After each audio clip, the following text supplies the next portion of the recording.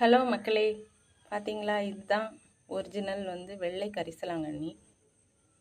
பக்கத்தில் பார்க்கும்போது இப்படி தான் இருக்கும். இதில் சின்ன சின்ன மொட்டு மாதிரி இருக்கும். இதெல்லாம் சின்ன சின்ன மொட்டு.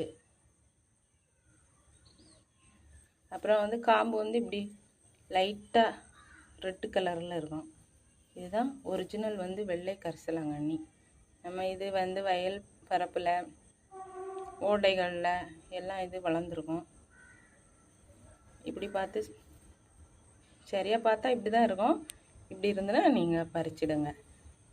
இது நம்ம தலைக்கு எண்ணெய் தேய்ப்பாங்க, அதுக்கெல்லாம் அரைச்சி யூஸ் பண்ணுவாங்க.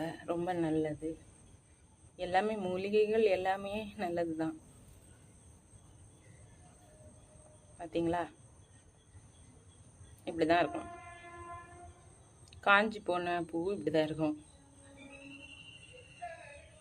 இப்படியே இருக்கும்.